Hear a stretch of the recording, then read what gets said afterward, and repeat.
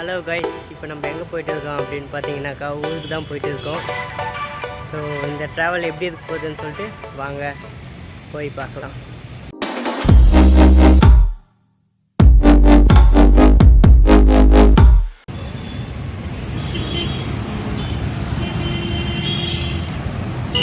இப்போ நம்ம எங்கே இருக்கோம் அப்படின்னு பார்த்தீங்கன்னாக்கா சேட்டலைட் பஸ் ஸ்டாப்பில் தான் இருக்கோம். சேட்டலைட் பஸ் ஸ்டாப்லேருந்து நம்ம ஊருக்கு போகிறதுக்காக காத்துட்டு இருக்கேங்க. ஃப்ரெண்டு வரேன்னு சொல்லியிருந்தான். சரி, அவனுக்காக உக்காந்து இருக்கோம். ஆனால் அவன் வரவே இல்லை. நைட்டெல்லாம் தூங்காமல் அவனுக்காக காத்துன்னு உக்காந்துருந்தாங்க. அன்றைக்கி செம்ம இதுவாகிடுச்சு. ஸோ என்ன பண்ணுறதுனே தெரில. அப்படியே சாந்திக்கின்னு இருந்தோம். ஆனாலும் தூக்கம் வருது. ஆனால் தூங்கவும் முடியல. முடிச்சுட்டு இருந்தோம்.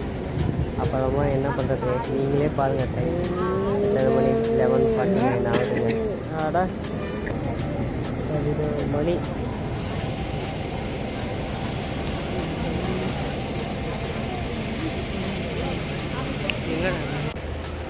நைட்டு 12 மணிக்கு பஸ்ஸு கிடைக்கல. ஸோ அதனால தான் வெயிட் பண்ணிகிட்டு இருக்கோம். நிலா வெளிச்சத்தை பாருங்க, ரொம்ப கஷ்டமாக இருக்குது. பஸ்ஸு கிடச்சிச்சுன்னா ஊருக்கு தான் ஸ்ட்ரைட்டாக சும்மா பறக்க வேண்டியது தான். இங்கே பாருங்கள், வர பஸ்ஸு எல்லாமே ஃபுல்லாக தான் வருது. ஏறவும் முடியாது, ஒன்றும் பண்ண முடியாது. நைட்டு 12 மணிக்கு பஸ் இல்லைங்க. என்ன பண்ணுறதுன்னு தெரியாமல் நடந்து போயிட்டு இருக்கிறோம்.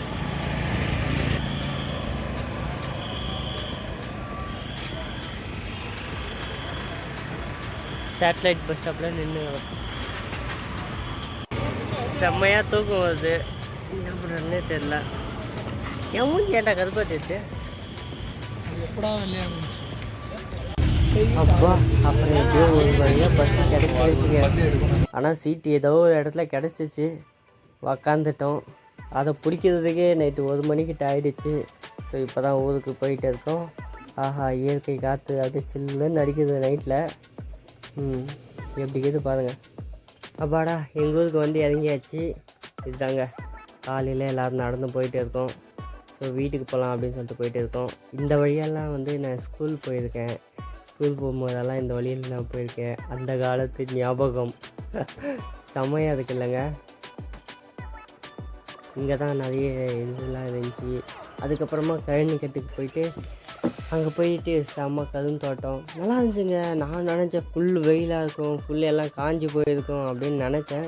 பட் ஆனால் பரவாயில்ல, ஓரளவுக்கு நல்லா இருந்துச்சு. நல்ல இயற்கையாக இருந்துச்சு, சில்லுன்னு இருந்துச்சு, ரசிக்கிற மாதிரி இருந்துச்சு. அப்படியே போயிட்டு கிணத்துல குளிக்கலாம் அப்படின்னு சொல்லிட்டு போயிட்டு கொஞ்சம் நேரம் கிணத்தை பார்த்துட்டு அப்படியே அந்த ஊரையே சுற்றி பார்த்துட்டு இருந்தேங்க. ஆனால் காலையில் டைமில் நல்லா பனி பொழிஞ்சிட்டு இருந்ததுனால சூப்பராக இருந்துச்சு.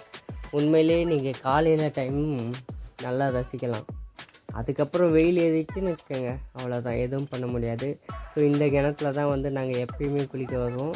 ஸோ இங்கே பாருங்கள், இந்த பூ செம்ம அழகாக இருந்துச்சுங்க. ஆனால் காலையில் அந்த பனி பெஞ்சிருக்கிறதுக்கும் சூப்பர். இந்த கரும்பு தோட்டத்தில் உட்காந்து நல்லா நாங்கள் எப்போ ஃப்ரீயாக இருந்தாலும் அங்கே தான் வருவோம். ஸோ இது நம்மளுக்கு அடிப்பட்டாக்கா வைப்பாங்கள்ல, மூக்குத்தி பூ அது. அப்புறம் நானும் ஃப்ரெண்டும் என்ன பண்ணோன்னாக்கா அங்கேருந்து கிளம்பி அப்படியே சும்மா ஒரு லாங்காக அப்படி சுற்றி பார்க்கலாம் அப்படின்னு போயிருந்தோம். அது ஒரு பெரிய ஏரி.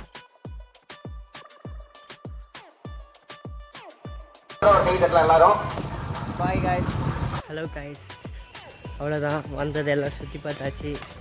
இப்போ நம்ம திரும்ப பெங்களூர் போயிட்டு இருக்கோம்.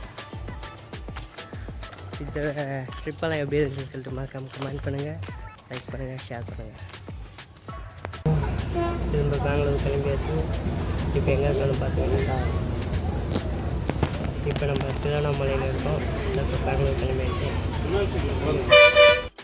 அடுத்த வீடியோவில் மீண்டும் உங்களை சந்திக்கிறேன். அதுவரை உங்களிடமிருந்து விடை பெறுவது உங்கள் ஏஜே பிரசாந்த். மறக்காமல் லைக் கமெண்ட் பண்ணுங்கள், அப்படியே சப்ஸ்கிரைப் பண்ணிவிட்டு போங்கப்பா.